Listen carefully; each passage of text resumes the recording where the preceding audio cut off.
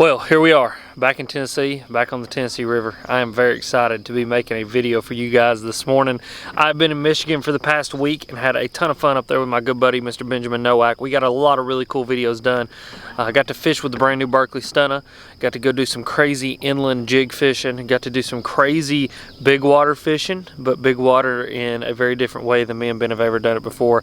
And just had a freaking fantastic time up there, making videos, hanging out with my best buddy, hung out with the Monster Bass crew. It was just a good, fun trip overall. But I'm glad to be back in the state of Tennessee, be back on the great Tennessee River. And this morning we are going to have some fun because we are definitely full-blown post-spawn here in Tennessee. So that means that they should be eating a frog, they should be eating a jig, they should be eating the wacky rig, and that's what we're going to go do this morning. We may even try to catch one of these stripers that are out here blowing up on shad as well. But we're going to go have some fun this morning, literally just hanging out, fishing, enjoying being back home. We've got till probably about lunch, and then we're gonna have to get out of here. We've actually got some really severe thunderstorms moving in. I heard that a tornado actually touched down west of here like early in the morning. So we're gonna fish for a little while, and then about 12, 1 o'clock, we're gonna have to get up out of here. But I'm thinking these prefrontal conditions, as this low pressure starts to move in, that these fish should absolutely be munching. And so we're gonna go find out. Right now I'm gonna lock a frog in my hand for a little while, fish through here and see if I can get some blow-ups on the frog, and then if not, we're gonna pick up the jig and hopefully do some work on them. So yeah, glad that you guys have taken some time out of your busy day, your busy week, to come hang out with me to watch this video. And let's get into it.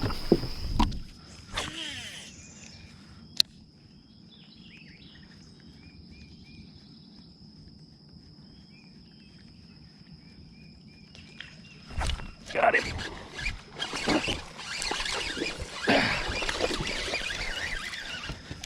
Oh, I mean, Dad Jim, freaking good one too. Come here, you. Come here, you. Heck yeah. Well, that's a freaking way to start the morning right there. Let me munch that freaking thing. You dang skippy. Heck yeah. Lord have mercy, what a freaking bite. Oh my gosh. What a bite. Golly, let's see how much this fish weighs. Zeros.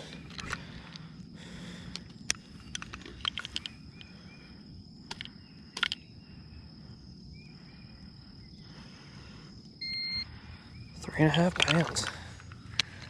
Dad Jim Gooden. I know that much. Look at the belly on that fish, man. I mean, full. Thank you, buddy. Thank you, thank you, thank you. Get you out of here, man. Look. Is he gonna do it? Nope, he's just gonna swim off. See you, dude. Heck yeah, man. Heck yeah. There he goes. Oh, that's awesome.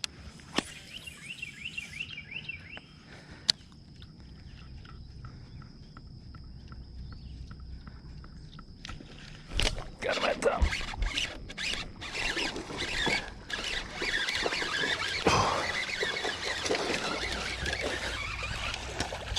I mean, another Dad Jim. Freaking goodness. Oh my. Yeah, baby. Look at that.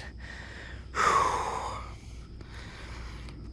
I mean, Dad Jim.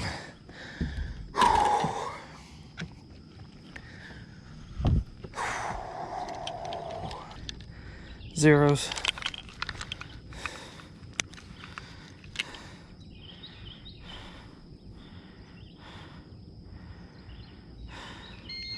$2.14.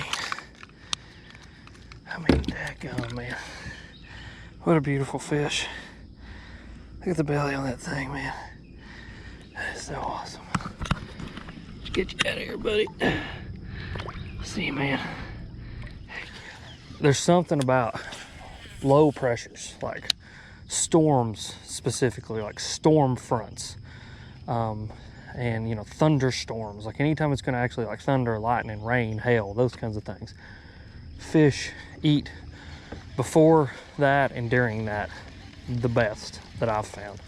You know, there's a lot of things that are really important, obviously water temperature, stuff like that, but like weather day to day like this, especially fronts, post front, pre-front, frontal conditions, you know, storms and things like that. I found with bass fishing, man, like that is probably one of the most important things. And I literally told Bethany last night, you know, I wasn't planning on going this morning, and she was kind of telling me about the weather. She said, yeah, it's supposed to storm tomorrow afternoon. I said, what's it supposed to look like tomorrow morning? She said, it's supposed to be, you know, clear, but the storm's going to move in around 12. I said, well, I'm going to go fishing and see if I can capitalize on that pre-front bite.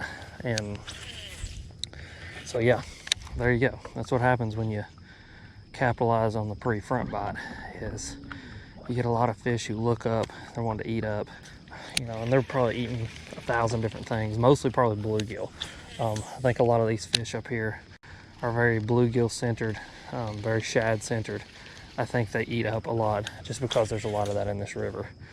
So yeah, having fun.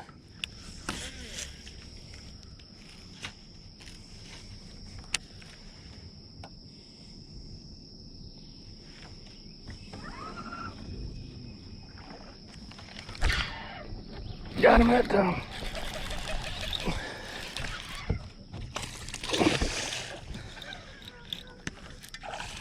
Hell yeah, dude.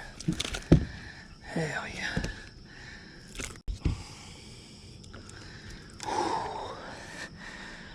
New Beast Coast, little Magnum, right in the freaking jaw, son. Look at that. Hell yeah. He ate the piss out of that thing too, man. Whew. That's a good little fish. Thank you, sir. Tell you what, guys, I've been excited to show you this one. This is the new Beast Coast Little Magnum. It's a tungsten flipping jig. Tungsten kind of all-purpose jig, really, but you know me, I'm a flipping fiend, so thing is really, really cool. But yeah, little 1/2 ounce, little Magnum.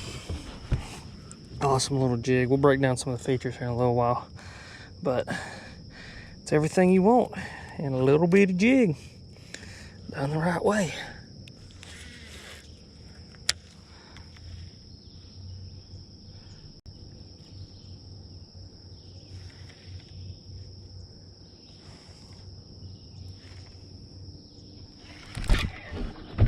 Got that one too. That's a good one. Oh damn, that's a good one. Come on, man. Step up that tail walker. Get up in here.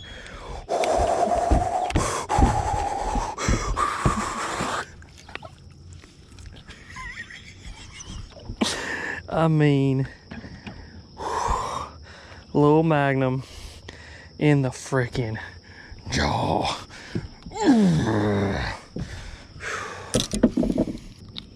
Little Magnum, guys. Dang gone, that thing. That's a dadgum good one right there. I'm going at least 4.5 zeros.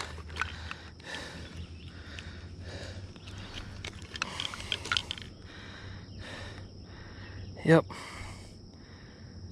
4, 5. Man, what a good fish. What a good fish. Awesome, awesome fish. Big, fat, healthy fish, man. That's awesome. Girl, let's get you back. Thank you for participating. Come on, you ready? Heck yeah, you are. See you later, honey.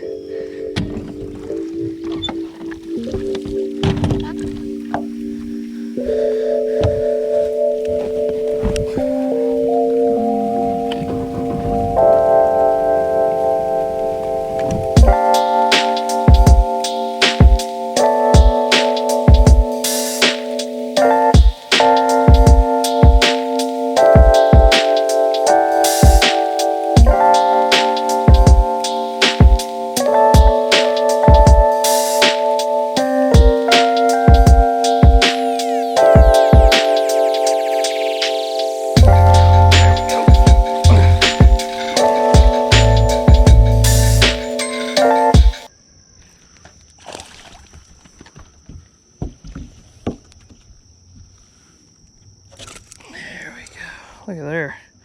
Another one. Little free nose piercing. I like to give those out. I always talk about that. It's a little service I do. It's some charity work. And essentially what I do is every weekday during the summer, any bass that wants a free nose piercing, I just go ahead and give it to them. There's another one on the little Magnum. Thank you, sir. Freaking wicked. Let's retire real quick. So let's explore this idea of a low pressure making these fish eat, because I've talked about it several times in the video today, and I kind of want to take a minute and really expand on that idea and explain to you exactly what I'm talking about. So what's happening today is we have got a storm system that's moving through. It's essentially moving across the entire country. This is a massive storm system, and that storm system is being pushed by a low pressure. And so right now, as I'm talking to you, I can't feel it, you can't see it, you can't smell it or touch it or anything like that, but the barometric pressure is starting to drop where that storm is starting to move in, because that storm, again, is being pushed by a low pressure. And so what happens with bass, especially when a low pressure moves through, is there is a preservation instinct that they have, and it's essentially a switch in their brain. And that little switch can get flipped a bunch of different ways, and it really kind of dictates the actions of the bass depending on which way that it gets switched.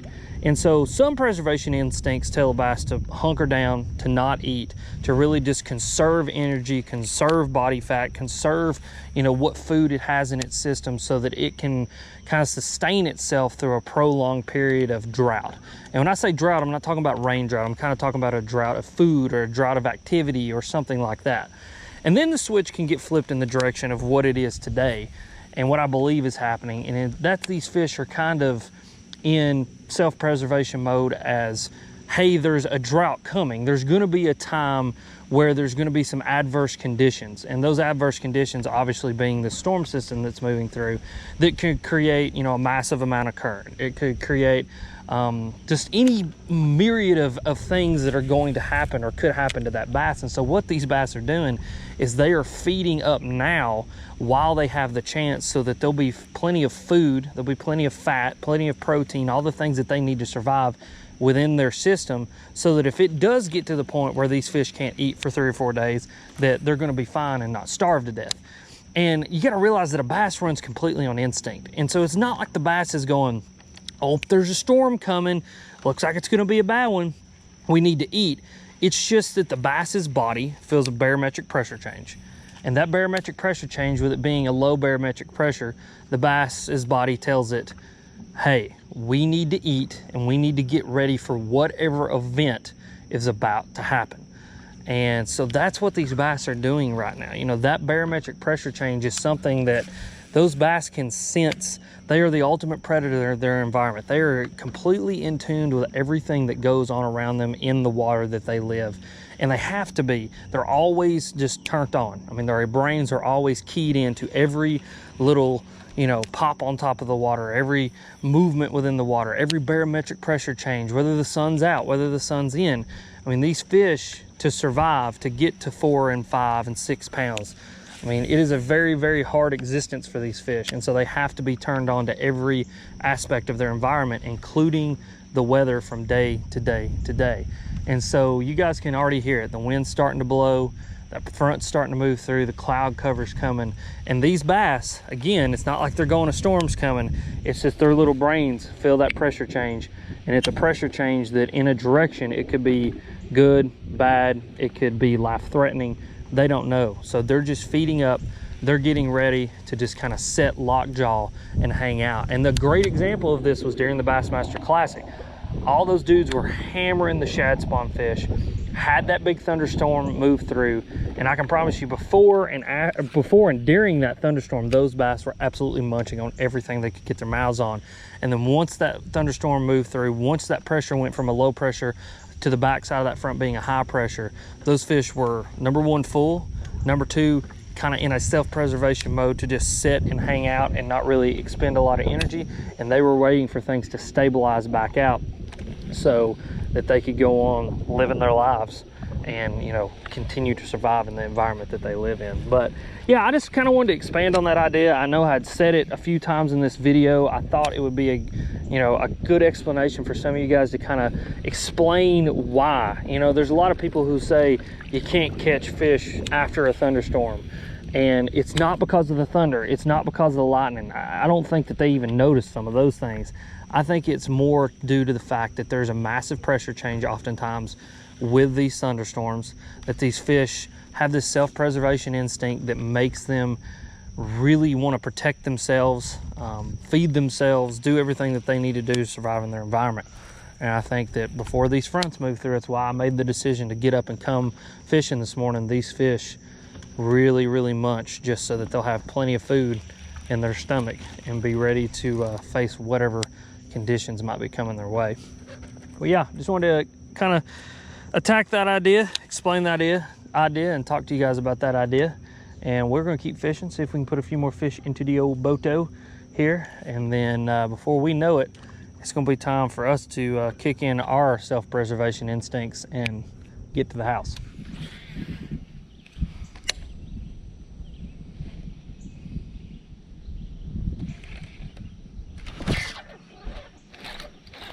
There's another freaking big one. Lord have mercy.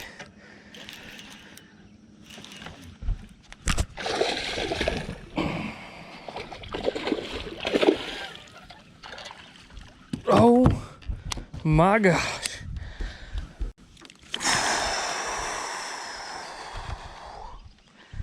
Freaking little Magnum gone.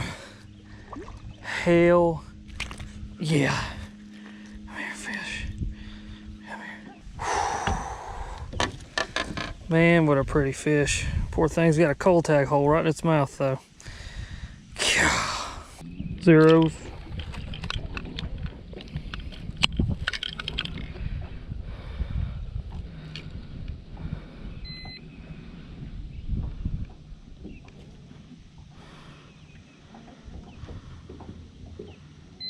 Four, 2. Heck yeah. God, what an awesome bite. What an awesome fish and an awesome bite. Look at that fish, guys. So pretty. All right, baby. You ready? Get out of here. Heck yeah. Heck yeah. Whew. And another victim to the little Magnum.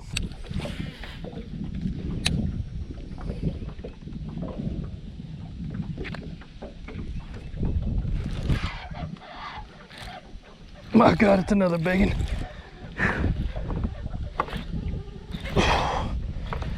Oh God, that's a real big one. Oh my God, there's one following it.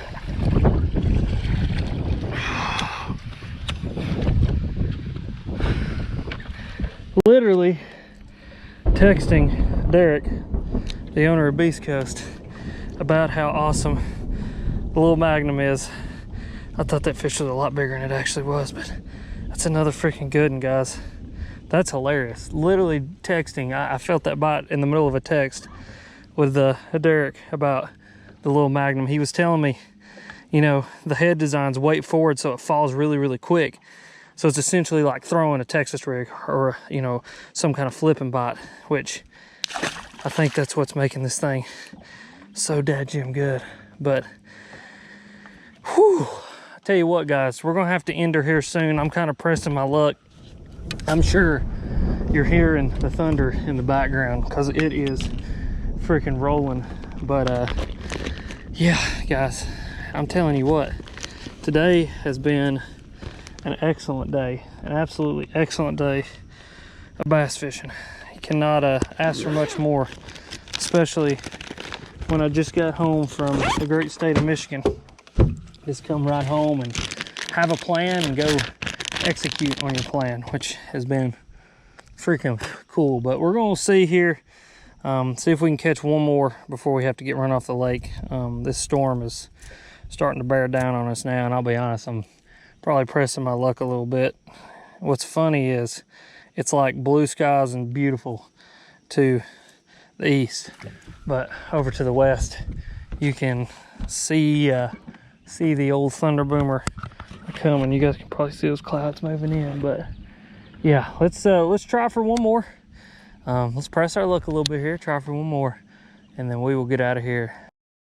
I'll tell you what, boys and girls, that was not half bad, if I do say so myself. That was an absolutely epic day of fishing. I'm gonna have to go ahead and call her quits for today. I thought I could maybe sneak away with one more before I got run off the lake, but the thunder is a-rolling, the storm is on its way, and so I'm gonna get packed up. I'm gonna head to the house and get everything put up before it gets here. But I thought I'd take a minute and talk about what I was throwing on to catch today's fish. So the first few this morning came on the old frog. Just could not help myself from throwing it just a little bit, but I was throwing a Spro Bronzeye 65 in Freak. No modifications, nothing like that to it, on some 40-pound braid. I've been experimenting with 40-pound braid just to get a little bit more distance on the cast. When you're open water frog fishing, I don't really see a need for 50, 65, 80-pound braid. Now when you're mat fishing, I think it's a little bit different, but that 40 is doing me well.